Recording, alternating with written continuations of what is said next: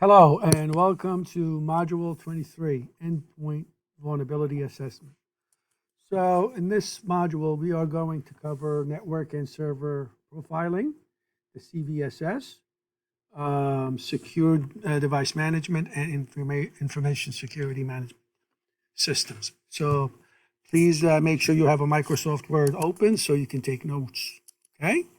All right, network profiling. Network profiling, really what it comes down to, it means taking a baseline. What is normal? You need to know what normal traffic is so you can compare it to later on to see if there's any abnormality. So please write these down, the 4 elements that you need to take when creating your profile for your network, your baseline, session duration, and take the definitions of each one of them. How long, the average time between establishment and the data flow, the total throughput, the amount of data that's going through network, port used, this is what type of traffic, is it TCP, UDP, what kind of traffic that is being passed, traversing the network, and the IP addresses space, okay? So make sure, and you take that over maybe days, weeks, months, even maybe years to find out exactly, have a good overview of what is normal, right? On the server by itself, you can actually find out a profile. You can create your own baseline on the server. So for the server itself, if you have a server in-house, you want to be able to, please write these down as well. These 4 bullet points for a server profile. You want to find out what the listening ports are, the open ports, users that are logging in and out, keep track of them, the service account, and the software environment, what kind of software is being used, okay? Then you want, after you get this baseline, your profile, you can actually have an IPS or an IDS system that is going to use an anomaly detection. So anomaly, if you have something that is abnormal to the baseline, and it will immediately flag an alert. So anomaly detection is, please write the first bullet point. So to let you know what is an abnormal to the baseline, to the profile that you have created. You can configure your IPS and IDS system behavior that way. Okay, so network vulnerability testing. You want to be able to test your whole network for vulnerabilities. Okay, and to do that, please take a picture of this. You have to do risk analysis. Okay, so you want to find out what are the risks that is going to the risk that your assets that you have are they vulnerable, and what the risk that somebody may actually exploit these vulnerabilities. Then you got to create this vulnerable assessment. You have to have, what management, host scans, you got to do that. You can use OpenVAS. That's a free open vulnerability assessment tool. Microsoft Baseline Assessment. Nessus is another big one. Nmap is also free use. You can do that.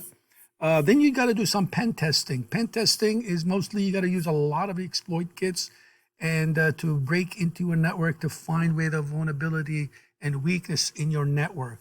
Metasploit, which is a Linux-based, you can get that in Kali Linux and your Core Impact or any type of, the more you know about how to break into a network, break into wireless network, password crackers and things like that to find out if there are weaknesses in your network. So you got to be able to do all of these 3 things to find out how vulnerable your network is, and then you need to test it at the end. That's what the pen testers are for. Sometimes we call them ethical hackers. All right, now, common vulnerability scoring system, CVSS. We need to find, there is a score that you can assign to how vulnerable your network is. And the higher this number is, the more vulnerable your system is, and it needs to be addressed. So please write down these 4 bullet points for CVSS. It is, again, this is really a scoring number. So you can actually have a number that you can follow and assess, and you can calculate this number. And again, it's from 1 to 10. The higher the number, the more vulnerable your network is, and the more you need to pay attention to it. The first is the one that's they are the one who promote the CVSS, and it's adopted internationally, so all over the world. So you need to know the three groups that the CVSS uses. So you'll come up with a number on the base. So please write these down, those four groups: the metric group, the temporal metric group, and the environmental group. So the metric group will represent the characteristics that is constantly. So these metrics are constantly going to have, they don't change at all. So that's what the base metric for. The temporal is some of these will change over time. Environmental, all depending on in the company's environment.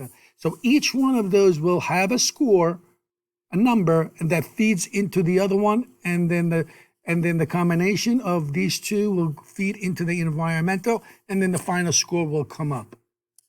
Okay? So for example, please write these down. The base metric group, they look at the attack vector. Where's the attack coming from? Where is it? And what they're trying to do. The attack complexity, how complex this attack was to detect. Privileges required. Did they need any privileges? Is it at administrative or is it at the user level? User interactions, did they have anything to do with communicating with users, trying to do some social engineering maybe, for example, and the scope of the attack. And what the impacts are going to have on all of these. So please write all of this down because you will be asked questions on this. What's the confidentiality impact that is going to happen? The integrity of your data maybe, or even the company itself, and the availability, the CIA. How does it impact the CIA? Remember we discussed that? The confidentiality of the data, the integrity of the data, and the availability of the data. This attack, the base metric, how did it affect the CIA, right? All of these. So you'll come up with a number, and then that number will be fed into the temporal metric group, and then we'll come up with another number, and that will be fed into the environmental metric group. And then we'll come up with a number that is between 0 and 10. So the higher the number, just please write this down for the report, the CVSS report. Anything above 3.9 should be addressed. Okay? So that's that. I'm not sure if it's probably a good idea to take a snapshot of this so you'll know the CVSS numbering system, and remember that 3.9 or higher needs to be addressed. All right, now let's look at the CVEs, the common vulnerabilities and exposure. So the CVEs details, there's a website that you can go, and between the scores and the CVEs information. So you get a lot of information about the CVSSs and the vulnerability and exposures that there are out there, right? So it's an identifier to provide a standard and a way to research the reference vulnerabilities. So you can actually look for all different vulnerabilities and how they can be addressed. National vulnerability database can be used as well. So please write that CVE down, the definition, right? Write these 3 bullet points. And also you need to know what the National Vulnerability Database. This is also uses the CVE identifiers and supplies additional information to the vulnerabilities, as CVS's threat scores, technical details, affect entities, and so on. Okay, this is also promoted by the NIST, right? The National Institute of Standard and Technology Agency.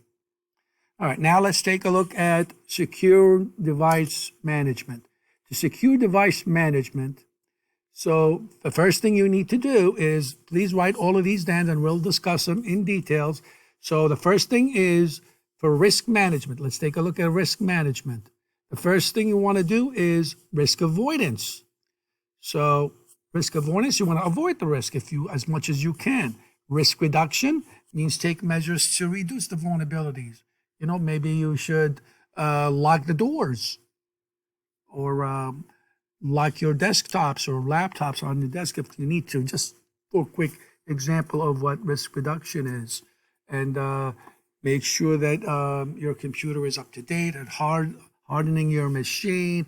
Make sure you can be authenticated. All of those you take into account. Risk sharing, meaning that you may transfer the risk to someone else by buying insurance in case something happens, like you lost computers or anything like that.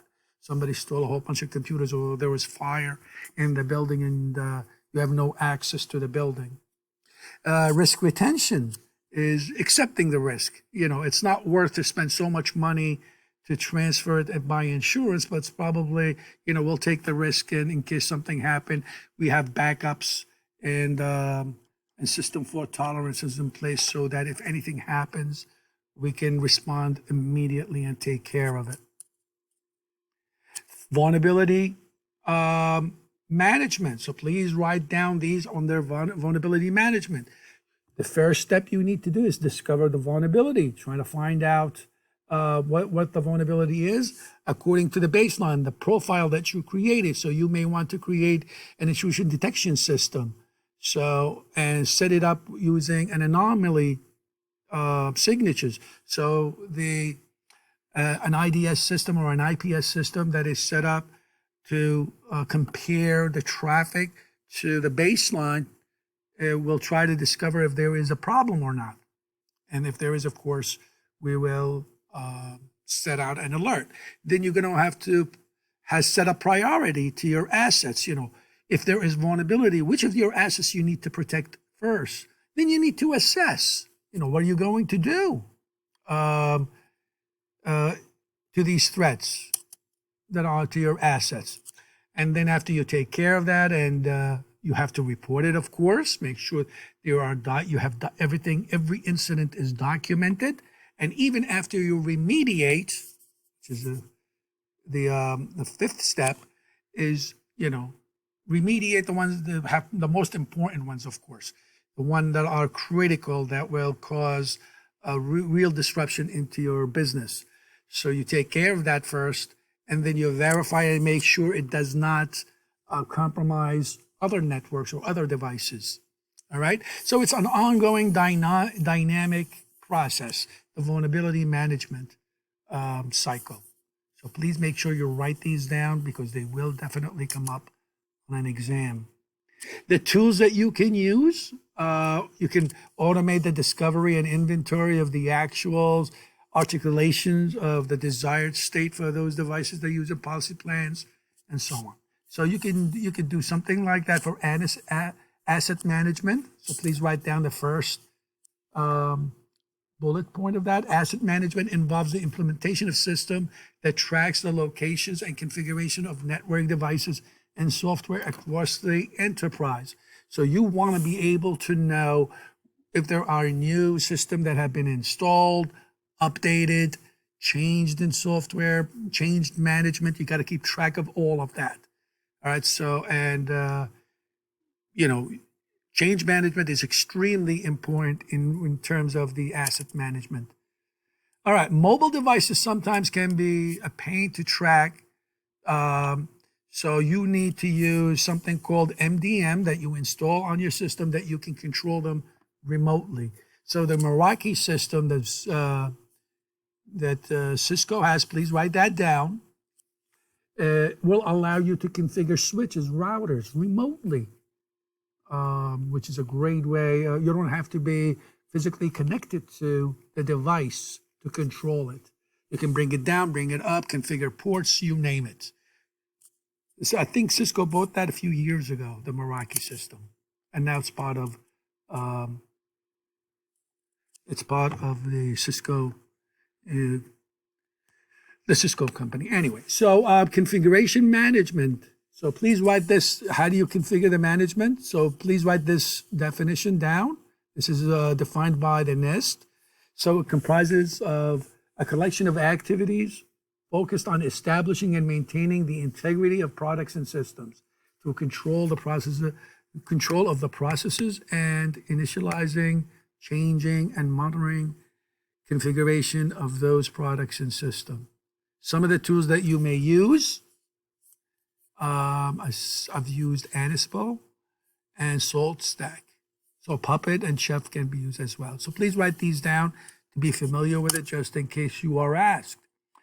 Enterprise patch management. You have to be able to patch your devices all. So you have to have some sort of a system on how to make sure your operating systems, your applications, your interconnecting network devices, they are all up to date with the latest patches. Okay, in fact, it is required by HIPAA that you have to have your devices patched. So this is a typical SolarWinds software that will allow you to identify which devices need to be patched if they are not up to date with the latest updates. So please write these down for enterprise management, these 2 bullet points for enterprise management. You could have these patch management set up on a server, agent based, so you can go in and, this requires a software on the computer that goes and says, hey, I need to be updated. It will report it to the server and the server will send it an update. So that's agent based. If it is agentless scanning, so you may do some scanning. The server itself will go and check you out. And if it thinks you need an update, it will send it to you. You may have passive network monitoring. So devices will require patching and identify through someone is monitoring it. So you may have a device that's going to monitor the devices and say, hey, server, these guys needs to be updated. And you'll update it yourself. So you can have either agentless, or passive. All right, so now let's take a look at the information security management systems that are out there. So, the management, the ISMS, the Information Security Management System, consists of a management framework that identify, analyze, and address information security risks. Okay, so let's take a look at them. So the first thing we need to look at is the ISO, the International Standard Organization 27001. So please write this down. The 27000 ISO standard this is for international. It's accepted international worldwide. A lot of the cloud services are accredited by the ISO 27001 standard. So you want to look for companies that have been verified and certified with the ISO 27001. They have adhered to the standard of plan. So please write that down. Planning. What do? You check and you act. You want to follow. And you have to have a system of doing all of that. So when you are planning, you got to write down, you need to understand what the business objective is. Define the activities that you're going to do in terms of security. You need to assess, define the risk, perform the asset management that we've discussed earlier. Then you create and implement a risk management plan. Right, then you implement it, and then you double check and make sure you verify. That's the checking part of it. You check and monitor to see if everything worked out. You do the ethical hacking, the pen testing. That's where you do the checking, and then you act. Then you patching the hole. Then you double check again. You continually audit, make sure everything was fine. Maybe a week, 2, 3 weeks later, double check and make sure you are still not vulnerable anymore, right? So those are the 4 steps of the ISO 27001 standard. Plan, do, check, and act. Then there is the NIST, cybersecurity. So please write those 5 core functions of the NIST framework. There are identify, protect, detect, respond, and recover. All right. So either or, and if you have both as planned, you know, the ISO 27001 or the NIST cybersecurity framework, you know, you have to be, and if you have those and you'll follow your network or your enterprise network, your company should be pretty well organized. Okay, safe. I meant from safe from a lot of vulnerabilities. All right, so that ends chapter or module 23, and I will see you on the next module.